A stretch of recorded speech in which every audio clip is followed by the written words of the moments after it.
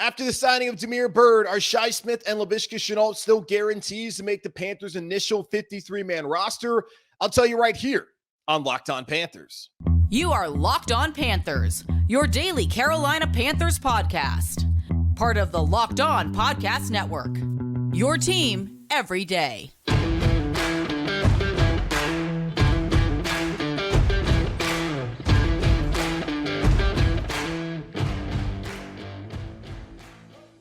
Welcome into another edition of the Locked On Panthers podcast, a part of the Locked On Podcast Network. I'm your host, as always, Julian Council, talking Carolina Panthers with you every Monday, Tuesday, Wednesday, Thursday, and Friday. Your team every day. That's our motto here on the Locked On Podcast Network. Subscribe or follow for free on YouTube or wherever you listen to your podcast. And be sure to follow me, Julian Council, on Twitter at Julian Council, where on Fridays I answer your weekly Friday mailbag questions either at me or DM me on Twitter at Julian Council if you'd like to participate in this week's edition of the weekly Friday mailbag right here on Locked On Panthers. Today's episode is brought to you by Ultimate Football GM. Have you ever dreamed of becoming an NFL general manager and managing your own football franchise? Then this game is definitely for you. To download the game, just visit ultimate-gm.com or look it up in the App Store. My listeners, meaning you, get a 100% free boost to their franchise when using the promo code Locked On in all caps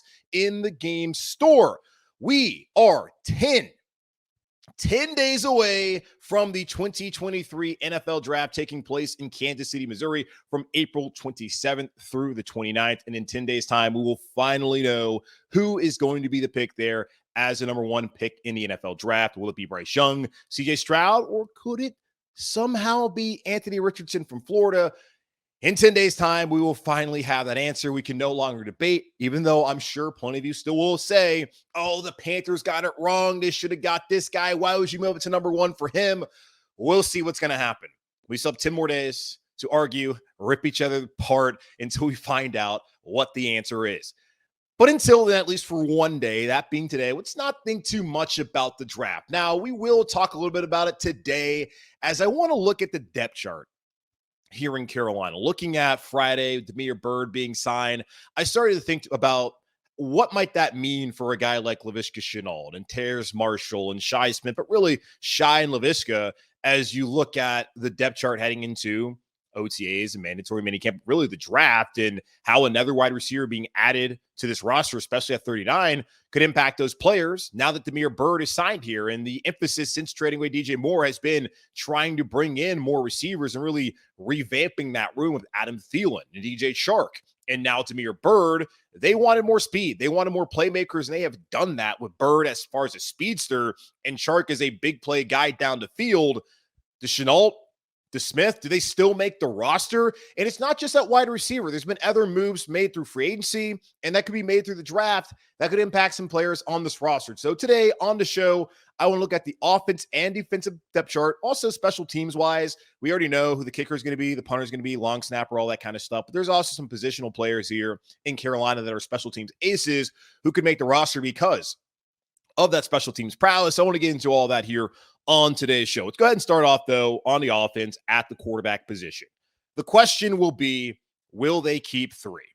Andy Dalton, 10-year deal, $17 million in incentives over the next 2 seasons, will be the mentor, will potentially be the week one starter. For how long, we will see. But based off of whenever that rookie is ready, Andy Dalton will be QB1 probably during OTAs, mandatory minicamp, starting off training camp, and then from there, we will find out whether Anthony, Bryce, or CJ is ready to go come week 1, week 5, 7, at all this season. I'm sure one of them will be ready, but we'll see how that plays out. But Andy Dalton is on the roster, at least in next 2 years, as that veteran backup, that mentor, and the bridge starter as of right now.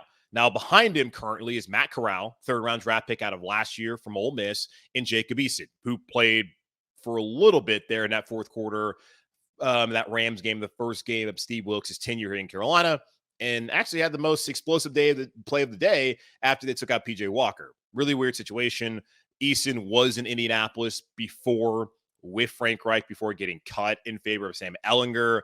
I don't think he's going to have much of a stay here in Carolina. though I believe they're going to have 4 quarterbacks down there during preseason training camp, which is basically what most teams do in the NFL. So it'll be the rookie quarterback behind Dalton, then Matt Corral.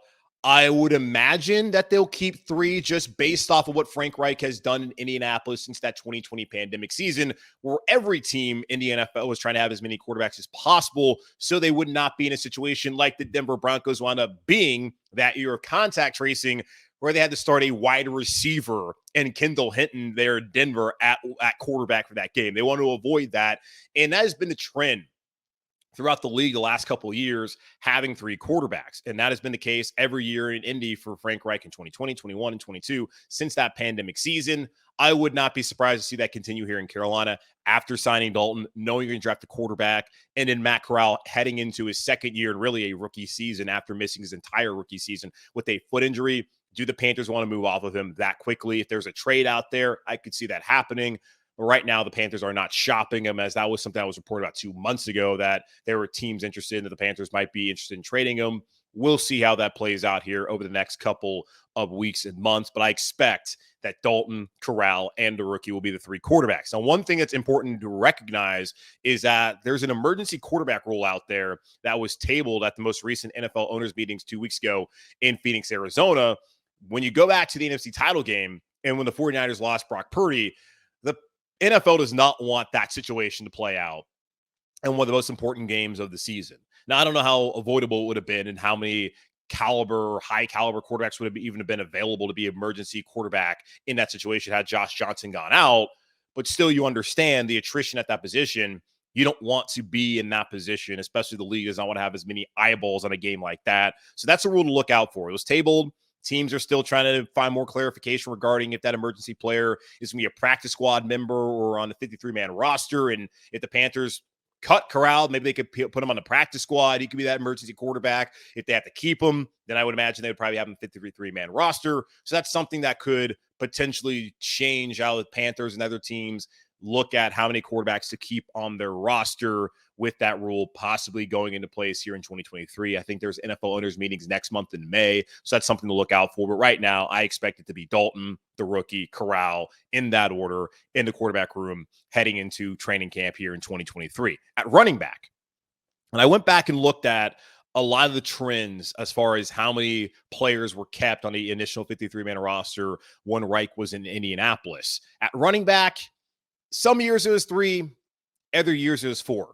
One thing that's important to note, Frank Reich does not use a fullback. And we'll get to that when we talk about tight ends here momentarily. So a fullback is not a part of his offense. In Indianapolis, they haven't had a fullback since the 2013 season. But when Frank Reich was there from 19 to 22, I guess 18 to 22, they never use a fullback. But as far as running back goes, Miles Sanders, obviously on the roster. Chuba Hubbard, I would imagine, obviously on the roster. And then currently you have Raheem Blackshear and Spencer Brown. Now, Blackshear is a kick returner. He's someone who can also be a third down back if you need him. I would think that right now he's on the roster when the Panthers are going to be needing someone to return to football. Spencer Brown was a rule guy, never made the roster. Seems like he's headed back to the practice squad for a 3rd straight season, maybe not even on the practice squad, depending on how things play out. So those are the 4 running backs right now. Sanders, Hubbard, Blackshear.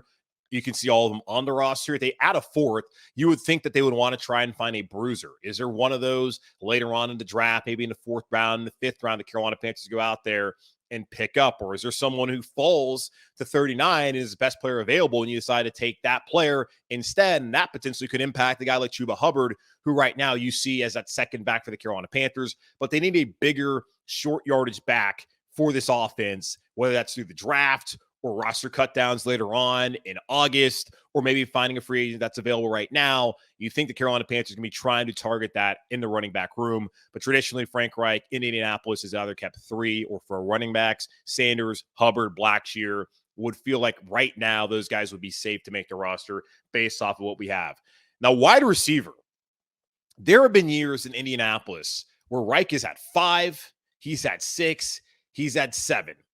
Most of the time, he's had 6 wide receivers. And that feels like the standard among teams in the NFL. Adam Theilen, obviously on the roster. DJ Chark, going to be on the roster. Terrace Marshall Jr., hard to see him not being on the roster. So that means there's 3 spots available among Shi Smith, Laviska Shenault, Damiere Byrd, CJ Saunders, Preston Williams, Derek Wright. Now, Derek Wright, don't see him making the roster. Preston Williams, who has played in the NFL, mainly with the Miami Dolphins, was a practice squad guy last year, got an opportunity in week 18 at New Orleans. We didn't see really anything out of him. CJ Saunders has been someone who's been used as a punt returner in the past, has not been able to make the roster as a special teams guy. Maybe this is the opportunity for him. We'll see. But those three, you would say, are probably on the outside looking in right now, with Shai, Laviska, and Damiere making the roster. I brought this up before that at 39, I feel like wide receiver would make the most sense, obviously based off of what the draft board looks like, and that they could still add another wide receiver later on, because Theilen is not a long-term option. DJ Chark is not a long-term option. Terrace Marshall, we'll see. Right now, we don't know whether he's a long-term option. Neither is Shi Smith or Laviska Shenault. They don't have someone who's under contract for the next 4 years who could be paired with this rookie quarterback, which is why I would be willing to get a Jalen Hyatt, a Josh Downs, someone there in the second round to be a big play receiver down the line for whoever they draft at number 1 overall in the draft. And if that happens, if they take one or maybe two, does Shai make the roster? Does Laviska make the roster? Damiere Byrd, I don't know whether they're really looking at him as someone who's absolutely a shoe-in to be on the initial 53, but you have to look at wide receiver heading into the draft and wonder which one of these guys potentially could lose their job based off of what decision the Carolina Panthers decide to make at 39 or at 93 there in the second and third rounds. So Shi Smith, Laviska Shenault, Damiere Byrd, but especially Shai and Laviska, two guys who have already seen themselves kind of fall back in the depth chart when DJ Moore was taken off. It's like, all right, hey, man, we have an opportunity. When you bring in when you bring in Adam Thielen, you bring in DJ Chark, and you have Terrace, like those are your top three. The rest of these guys are battling and having to differentiate themselves. And Shi Smith can play a little special teams. Damiere Byrd can do the same thing. CJ Saunders is going to be going out there trying to be a returner. Laviska Shenault, how does he fit into the mix there? And if they add a wide receiver, who gets clipped at the end of the day? So that's something to look out for heading into the draft when you look at the wide receiver room. Now, at tight end, Frank Reich, back in Indy, usually kept 3, sometimes 4 tight ends, really depending on what kind of depth that they had there. Hayden Hurst, obviously on the roster. I would think Ian Thomas, even after restructuring that contract, he's probably going to be on the roster. Tommy Trimble, don't see him getting cut. So that could be the 3. Now, Gio Ritchie, Stephon Sullivan, those are the other 2 here in Carolina right now. There is also talk, as we've discussed here leading up to the draft, the Panthers could be targeting a tight end later on in the middle rounds of the draft, especially in a deep tight end class that could make sense for Carolina, especially a pass catcher, which Ian Thomas and Tommy Trimble so far have not shown to be, especially Thomas throughout their careers. Tommy only 2 years, Ian 5 years now. So we kind of know what he is and what he's going to be in the NFL. But if Hayden Hurst goes down, who do you depend on? I don't think you depend on Ian Thomas or Tommy Trimble just based off what we've seen the past 2 years with those guys here in Carolina under Matt Rule as the head coach. And yes, Rule in that offense, they never utilized the tight end that much, but still, those guys have not shown nearly enough promise to really feel confident about the depth in this position room if Hayden Hurst were to go down. Now, Gio Ritchie played fullback the last couple of years, no fullback in this offense, as I mentioned earlier. He's been a pretty good pass catcher, though. When you look at the preseason games and the opportunities he's gotten in a regular season, I would not be surprised to see Gio Ritchie be able to find a way to make this roster because he actually has shown more prowess as a pass catcher than Thomas and Trimble. And I'm not saying he's going to make it over Thomas or Trimble, but I could see him maybe being that 4th tight end, especially to decide not to go out there and to draft one in a couple of days. Stephon Sullivan, he was a wide receiver back at LSU, like we talked to Keith Sanders about last week, or Sanchez, rather, Keith Sanchez of a Locked On NFL Draft. And he was a wide receiver who had to convert to tight end in the NFL, and it's such a really difficult transition to make. Again, one of those Rule guys like a Ritchie. We'll see what happens with him. The 3-4 tight ends. Would not be surprised Gio Ritchie, based on what they do in the draft, finds his way on the roster just based off of how he's been able to be a fairly solid pass catcher when given the opportunity. Offensive line, we know who's going to be on the roster. Ickey, Brady, Bradley, Austin, Taylor. Like, those are your starting 5.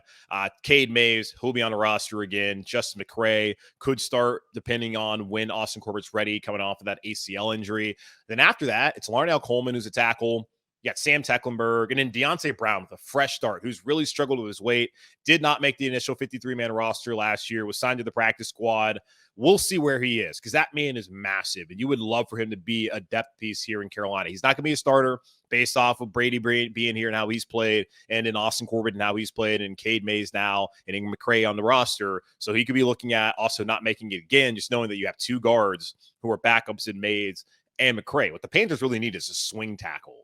And I don't think Cam Irving has been re-signed anywhere. He could make sense if he wants to play football here in Carolina. I don't look at Larnell Coleman as that. Tecklenburg certainly can play center, but also you already have a guy like Brady Christensen who can play center. Maybe if you need him to. Bradley Bozeman already is the center. You got Cade Mays they talk about could play center. So Tecklenburg might be fine to make the roster. But a swing tackle, that's something the Carolina Panthers really should be looking at, whether it's a veteran out there in free agency or going into the draft as a tackle that they like early enough. Now, I don't know, it's the biggest need, but as far as depth goes, the depth was better last year when you had guys like a Pat Elflein, who, of course, now he got injured, but you had Bradley Bozeman behind him who stepped in to be the starting center. But then you also had a guy like Cam Irving who'd be that swing tackle. They need that here in Carolina. So that's looking at the offensive depth chart so far. Will they keep three quarterbacks? I would think right now they would. Running back, probably need a bruiser. Wide receiver, depends on what happens in the draft with some of these guys who have been signed or have been here the last couple of years, who have not done much as far as production, could be seeing their jobs get clipped. They're not tied in. Feels pretty steady. Depending on what happens also in the draft, maybe a guy like Richie could sneak in there at an offensive line. Really think they could use a swing tackle. So that's the offensive side of the ball as far as the depth chart goes. What does it look like defensively? What areas of concern are there, and who could also be getting squeezed here based off of the results in 10 days' time with the NFL draft? We'll talk about that here in just a moment on Locked On Panthers. But before we do that, today's episode is brought to you by Ultimate Football GM. You've heard me talk about this mobile game app, and if you ever thought you'd make a good general manager, you got to give this game a try. It's not as easy as you might think to create a dynasty. When you play Ultimate Football GM, you get to control and manage every strategic aspect of your team as you play through seasons and lead your team to glory, trying to build a historic dynasty. With Ultimate Football GM, you're responsible for controlling the destiny of your franchise by hiring the right coaches and coordinators, managing all the finances, including negotiating player salaries and terms, navigating your franchise through free agency, the draft, injuries, player/personnel issues, and all the ups and downs of a season. All this in a realistic and challenging game world. Ultimate Football GM is completely free and playable offline. Plan to go and as you want and when you want to. Locked On Panthers listeners, meaning you, get a 100% free boost to their franchise when using the promo code Locked On in all caps in the game store. That's Locked On in all caps, so make sure to check it out today. To download the game, just visit ultimate-gm.com or look it up in the App Store. That's ultimate-gm.com. Ultimate Football GM, start your dynasty today. So how do things look defensively on the Carolina Panthers depth chart as we head into the NFL draft, 10 days time down there in KC Mo? Looking at defensive tackle and defensive line overall. Start with the defensive tackles, then we'll get to the defensive ends. Derek Brown, Shai Tuttle, Deshaun Williams, those guys have all solidified themselves as starters heading into the 2023 season, just depending on what kind of formation, whether it's three men down or four down. Derek Brown, Shai Tuttle, Deshaun Williams, those are going to be your top three defensive tackles. Really expecting a big season out of Derek Brown heading into year four. Shai Tuttle getting paid starters money. Deshaun Williams having spent time last year in Denver under new defensive coordinator Rogero Avero. Makes a lot of sense that he would be here as that veteran piece, but also someone who can step in and start when needed. Marquand McCall really looked great last year, the preseason, made a couple plays even during the regular season. I would see him as that fourth option at defensive tackle. Then Bravion Roy, a rule guy, mind you. We'll see where he fits in all this. But as far as depth there, you're thinking that those are the top five. Then you have John Pennicini and Raekwon Williams, two guys who I just learned were on the roster this morning when I put together the show notes for today. So those guys will clearly be here for training camp and to be out there playing late in the fourth quarter during the preseason. So God bless them. Maybe they can be practice squad guys, but Brown, Tuttle, Williams going to get the bulk of the snaps there at defensive tackle. Can see Marquand McCall and Bravion Roy get an opportunity, but Bravion Roy, that's someone to look out for as a former rule guy, whether he actually gets much of an opportunity now under this new coaching staff, and if he even fits the scheme that they're wanting to run here in Carolina. I could see them maybe targeting a defensive tackle late. I don't really think that's kind of a major need after when you have Derek Brown, you got Tuttle, you got Williams, you have a couple guys that have had experience the last couple seasons. I think they're probably set there. especially after adding Tuttle and Williams with the experience. They're probably set at defensive tackle. Now, defensive end, that is still a concern. An edge rusher overall. Brian Burns, he's outside linebacker, DN, edge, however you want to really describe him. He's a football player, and he's a hell of a football player for the Carolina Panthers. He's about to get paid a ton of money right after the draft wraps up next weekend. Burns, your top guy. You have no concern about him. Marquise Haynes, the last couple seasons, 3 sacks, 4 sacks, 5 sacks. He's been good situationally. He was pretty quiet for the first 10 weeks of the season, then broke out in that final drive against Atlanta on Thursday night in the rain with those 2 sacks to wrap up that game. Need more consistency out of him, but at this point in his career, you kind of know who Marquise Haynes is. And you have to also wonder, you go back to training camp, had a knee issue.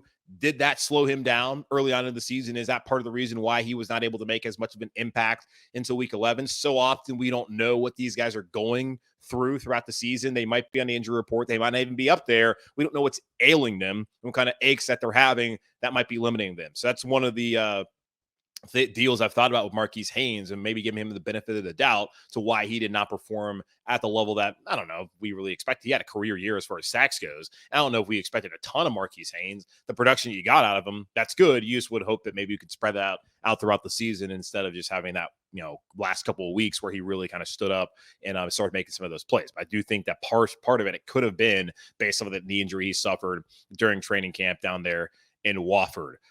Henry Anderson, he's back as that run stuffer on the edge. Yetur Gross-Matos, big year for him. Year 4, we have not seen it at all. And that's a player that you look at. If he gets cut because he has not produced. It's a new coaching staff, and they did not see nearly enough out of him. Amari Barno was just drafted a year ago. Again, one of those Rule guys. Not as much as obviously a Bravion Roy who played for Rule back at Baylor. We didn't get to see enough out of him last year. Looked good in the preseason when he got opportunities. So we'll see where he fits into this. But Yetur Gross-Matos, this is it for him. Contract year, those are undefeated. He's had moments where he's looked like he could be a stud, but there's a reason why they brought in Henry Anderson last year. There's a reason why they're bringing back Henry Anderson. And there's a reason why we're all sitting here wondering, is there someone out there who can be an edge rusher? Now, Gross-Matos not really seen much of as an edge rusher. It'll be interesting to see. Because they got rid of Morgan Fox to give him the opportunity to start. Morgan Fox had a good season last year with the Chargers. You kind of look at it as that was a bad decision to cut him when Gross-Matos did not produce at all for the Carolina Panthers. So that's a room that you definitely would like to see the Carolina Panthers add to, especially when it comes to an edge rusher. Kobe Jones, the other defensive end right now in that position group. Linebacker. We know that linebacker is a need for the Panthers. Thank God they brought back Shaq Thompson, Frankie Luvu. Those two will be the starting linebackers in this defense. Kamu Grugier-Hill, who spent time last year in Houston. He's someone who's also played in Philadelphia, who will be a special teams guy, but also has the veteran leadership to be able to play as a backup for Shaq and Frankie. Imagine he's on the roster. Brandon Smith. Want to see more out of him. He was challenged last year by Steve Wilkes. Didn't really get much of an opportunity later on in the season. Would like to see Brandon Smith step up here and show himself to be someone who could be dependent upon down there in the future. Chandler Wooten, Aaron Mosby, the other two. But linebacker, that's a position we've talked about too heading into the draft. I don't know if we look at it at 39 or at 93.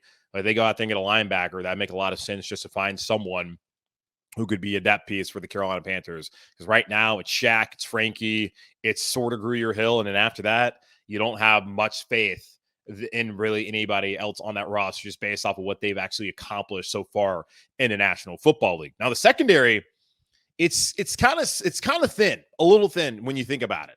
J.C. Horn, Dante Jackson, when they're healthy, they're fantastic. The problem is Dante has not been healthy the last 3 years, and J.C. Horn so far, unfortunately, with the foot injury he suffered in a turf in Houston and then last year, friendly fire, has just not been able to stay healthy enough for the Carolina Panthers, especially in the most important game they played last year, going to week 17 on the road in Tampa Bay. Not his fault at all. And I'm not sitting here saying that J.C. Horn is injury prone, but it's just unfortunate it's happened to him the last couple of years. That's just part of the game. But the Panthers have been exposed when they lost those two guys. And them missing the playoffs is as much about the bad quarterback play at the beginning of the season and Matt Rule being an inept coach, as much as it has to do with them not having their top two corners at the end of the season in J.C. Horn and Dante Jackson, even just having one. If J.C. is lined up there with Mike Evans, do those touchdowns happen? I'm saying no, maybe one of them, because Mike Evans, he gets paid too. He's also good, but not as many as that happened that Sunday afternoon in Tampa Bay. The Panthers, I do not think, are losing that football game in that manner if J.C. Horn is available. So JC, Dante, when they're available, they're good. But the problem is the two of them together are not available enough at the time. C.J. Henderson, Keith Taylor, they were exposed later on in the games last season in week 17 and even week 18 when Josh Norman, who was signed out of his coffee shop in Atlanta, was playing over Keith Taylor. Like, that is unacceptable on so many levels for the fifth rounder in the 2021 draft out of Washington. Stan Thomas Oliver, more special teams guy, a rule guy, so we'll see how he fits into things here moving forward. Eric Rowe, though, that's a signing I actually missed. Most of you probably remember him as the guy who started over Malcolm Butler in his Super Bowl 52 a couple years ago. I don't think we ever really got an explanation to why the hell Malcolm Butler was not playing for New England that afternoon. Doesn't really matter. Got a lot of experience starting the last couple seasons in Miami with the Dolphins. Now here as a veteran corner. I would think that he's probably going to be the number 3 guy when you look at it right now with Horn, with Dante, then Eric Rowe. But you got to find a future number 2. Dante coming off of that Achilles injury. You have to wonder, will he be in Carolina next season? Could he be a cap casualty? Could he be a player where it's just like, hey, you've dealt with a lot of injuries. You're just not the same guy if he really struggles to come back this upcoming season, which is, I hope that's not the case, because I would really love Dante Jackson to stay here long-term in Carolina for at least a couple more years. But he's really got to bounce back off of that Achilles and show enough. But really, he's got to show the durability, and he might not have that. And you look at what they've had in Seattle as far as the mold of corners, like the Richard Shermans. Dante does not fit that. JC, Keith, CJ, they kind of fit more of what they had in Seattle. Do they want to go find a bigger corner? This is a deep quarterback class. I think that's a position group that they absolutely should go out and look for, maybe even at 39. We talked to Steven Ruiz of the Ringer last week. He feels like that's the top need for the Carolina Panthers, and it's hard to really disagree with that, especially when you look at the depth behind Horn and Jackson and also the injury concerns that those guys have had the last couple of seasons. At safety, Von Bell, Xavier Woods, those are the starters. Jeremy Chin can play safety, has played safety, but going to be playing closer up into the box, more of a big nickel and whatever kind of playmaking role they want to put him out there in the Gerald Avero's new defensive scheme. So excited to see what that looks like. Sam Franklin, he's a depth guy, but really more so a special teams guy. Was signed to a new deal. No concern at all that he'll be on the roster. Then Miles Dorn, a free agent out of North Carolina who's bounced around the league early on in his career. He's also out there. He's a Charlotte guy, so good to see Miles Dorn getting the opportunity. But safety, you feel fine with Von, Xavier, and if one of those guys goes down, Jeremy Chin can go back there and play. You might want to add one more safety maybe through the draft. Now, it's not a deep safety draft class. Maybe that doesn't make a ton of sense, but maybe there's a veteran out there. But that might be the safety room for the Carolina Panthers. And losing a guy like Miles Hartsfield hurts because he was versatile, could play safety, but the Panthers decided that, hey, they were going to move on. He's now in San Francisco teaming up with Steve Wilkes. It makes sense for him to go out there and a defense that he understands and a coach he's played for, played whatever. You know what I'm saying? So there we go with safety. But corner, I would see them needing to add somewhere. Linebacker, edge rusher. Those are the groups that we've talked about ad nauseum here the last couple of weeks that the Carolina Panthers could add to in free agency, but definitely heading into the draft as we look at that depth chart right now. All right, we'll take a quick pause. We'll look at special teams, but also not just, the long snapper, the kicker, and the punter, who we all know is going to be on the roster. What's some guys who are positional players that we talked about could be able to find their way into the roster because of their special teams prowess. We'll talk about that here in just a moment on Locked On Panthers. There will be no competition at the kicker position here in Carolina heading into 2023. The Panthers deciding that Eddie Pinheiro, he's our guy, and Zane Gonzalez, we love you, sorry, but we're going to trade you to San Francisco where, honestly, we're doing you a favor. You still get your $1 million next season. You get to go to a better team, and you get to be the starting kicker. So, Zane, we love you. Unfortunately, the injuries did not work out the last couple seasons, but Eddie was really good for us after missing those crucial kicks in Atlanta. Dude was perfect the rest of the year, and you had that built-in relationship with Chris Tabor, the special teams coordinator, so it makes a lot more sense that the Panthers would choose Eddie Pinheiro over Zane Gonzalez and then be able to get assets for Zane Gonzalez when trading away. So win, win, win for Eddie, for the Panthers, and for Zane Gonzalez heading into the 2023 season. Johnny Hecker, one of the best punters in the NFL. He'll be back here in Carolina. Then J.J. Jansen, the longest tenured player here in Panthers history.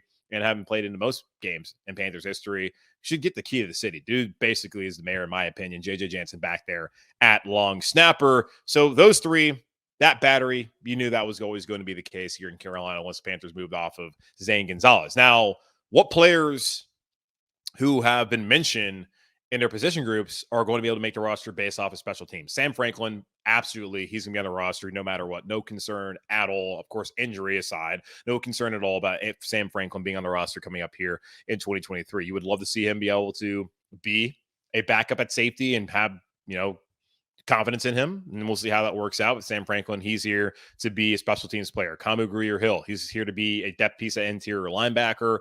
Also see him being a depth piece or someone who can be counted on special teams. Raheem Blackshear as a kick returner. I see him on the roster right now as a kick returner. And then two other guys I'm interested to see kind of how they are able to maybe make the roster.